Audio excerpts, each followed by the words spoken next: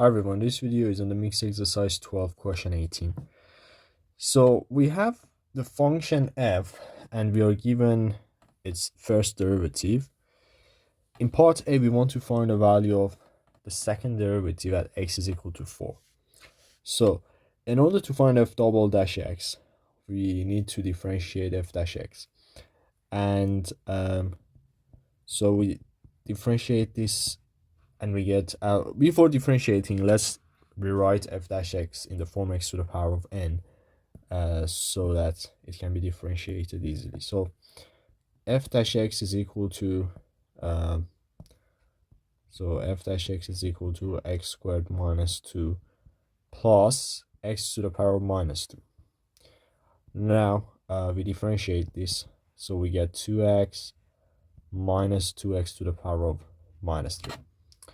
And now we want to find the value of the second derivative as x is equal to 4. So when x is equal to 4, we have, or actually it's better to just write this as f double dash of 4.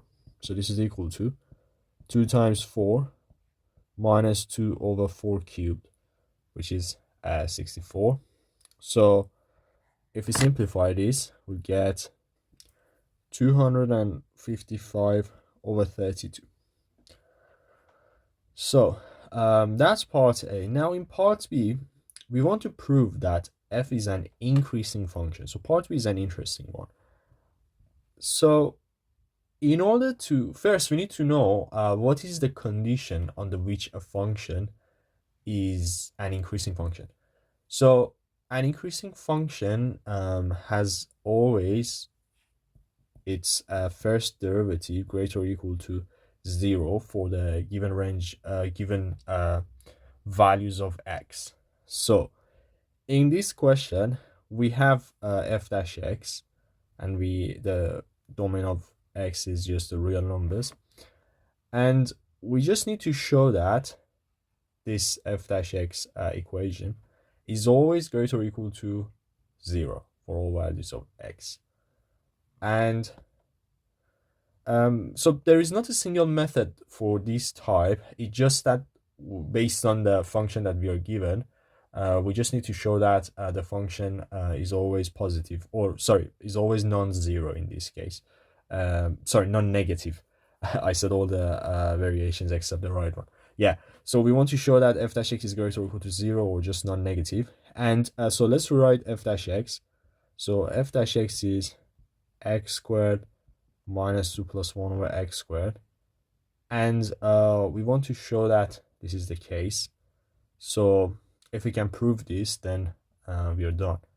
Now here we just need to use a simple trick that may not be obvious, but once you know this trick, every time you can remember, and sometimes you can use it, sometimes it doesn't work. So in this case, we just need to complete the square in this case, and if we do so, then we'll simply have the function in a form that's going to prove that this function is always increasing. So because of the way that this function is written, we can't use the usual way of completing the square, that we divide the b coefficient and so on.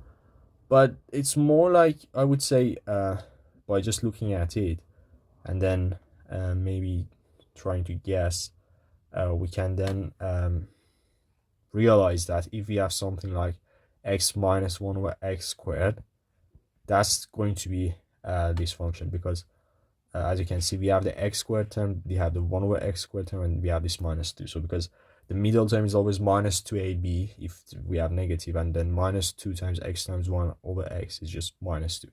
So that's why it perfectly works here. And yeah, so once we write the function in this form, it's more like using the identities rather than completing the square in this case. As you can see, this expression on the left hand side is always positive for all the values of x, except x cannot be 0. So even here they have said that x is positive as well. So yeah, the only value that doesn't work here is just that x cannot be 0. But other than that, for any value of x, we are going to get something in the bracket, and then that will be a square. So it's ultimately a positive output. So since this is the case, then this function is increasing because it's always non-negative. Yes, so the function is increasing except x is equal to 0, because that doesn't work.